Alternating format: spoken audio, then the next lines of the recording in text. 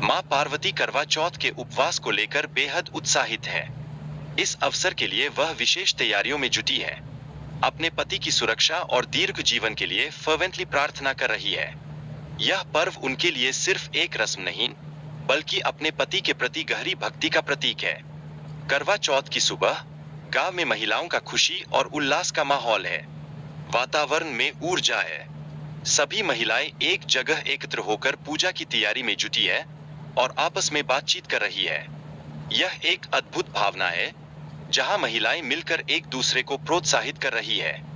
महिलाएं करवा चौथ की कहानी सुनने के लिए और भी उत्सुकता से भरी है।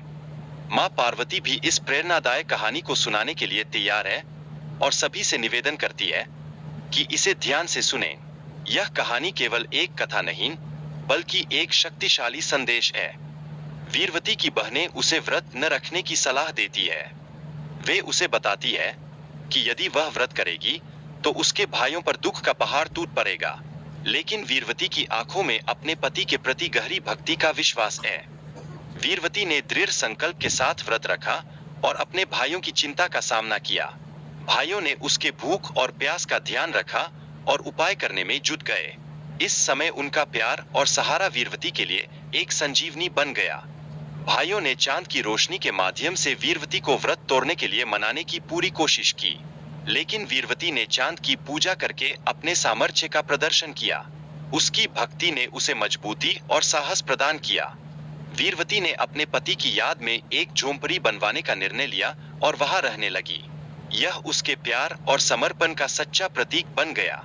उस झोंपड़ी में उसके पति की यादें जीवित थीं, जो उसे लगातार प्रेरित करती थीं। चौथ माता ने वीरवती को उसके पति की जिंदगी वापस पाने के लिए विशेष संकेत दिए। यह दर्शाता है कि भक्ति और विश्वास से जीवन में असंभव भी संभव होता है। ये संकेत वीरवती को एक नई उम्मीद और ऊर्जा से भर देते हैं। वीरवती ने अपने पति को जीवित करने के लिए चौथ माता से सभी विशेष मेकअप सामान मांगा। अंततः माता ने उसकी भक्ति को देखकर उसके पति को पुनर्जीवित किया। यह एक अद्भुत विजय थी, जिसने उसके विश्वास को और मजबूत किया। करवा चौथ के व्रत का महत्व महिलाओं के लिए अत्यधिक है।